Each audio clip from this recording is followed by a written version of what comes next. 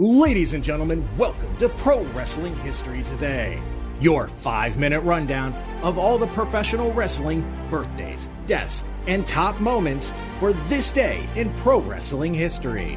I'm your host, the eclectic gentleman, Stephen Watts, reminding you to like, share, and subscribe, and comment below on what moment in history was your favorite today.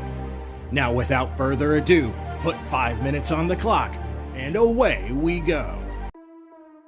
Ladies and gentlemen, it is October 1st, and we're going to start off as we always do on a positive note. That's right, these are your pro wrestling birthdays. 1924, three-time NWA president and promoter, Bob Geigel. 1954, trainer, wrestler, and commentator, Hector Guerrero. 1961, former paramedic, former SWAT team member, and former professional wrestler and manager of Billy and Chuck, Rico Constantino. 1962, Lucha Libre legend, El Dandy. And last but not least, 1983, you might call him Robert Stone, but I will always call him Robbie E, bro. Of course, on the flip side of that coin, your pro wrestling deaths for October 1st. 2022, Japanese legend, promoter, Antonio Inoki. All right, enough of the sad stuff. It's time to get to the meat and potatoes. That's right, these are your pro wrestling history highlights for October 1st.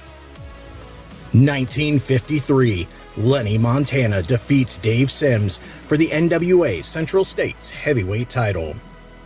4 years later in 1957, Tor Yamamoto defeats Cyclone Anya for the NWA Southern Junior Heavyweight title after the title had been stripped from Mario Galento for not defending the title within 30 days. Disco ducking it to the 1970s, 1976. Rick Gibson, older brother of Robert Gibson of the Rock and Roll Express fame, beat Bulldog Brown for the NWA Central States title. 1985, the biggest moment of Rick McGraw's career happens on a Piper's Pit segment when McGraw questions why the Hot Rod never wrestles on TV. This sets up a match at the October taping where Piper hits 4 neck breakers, having McGraw stretched out. Sadly, McGraw would die on November 1st, the same day the match aired on television. Put in your Nirvana CD because we're going to the 90s. 1992, Kerry Von Erich is sentenced on 6 counts of felony prescription forgery.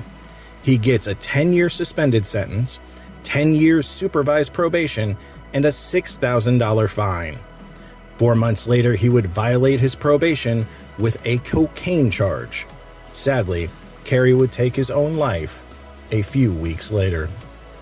Moving ahead a year to 1993, Eastern Championship Wrestling has its first show underneath new booker Paul Heyman, dubbed Bloodfest Part 1. The main event sees Terry Funk beat Jimmy Superfly Snuka in a steel cage match for the ECW television title. Staying in 1993, CMLL hold their 60th anniversary show, drawing 18,000 fans for a mask versus mask match that sees Atlantis defeat Mano Negra.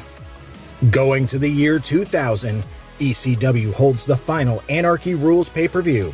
The main event sees Jerry Lynn win the ECW World Heavyweight title from Justin Credible. And last but not least, 2006, Michael P.S. Hayes, doop doop doop doop doop, is announced as the head writer for SmackDown. Those were your short but sweet pro wrestling history highlights for October 1st.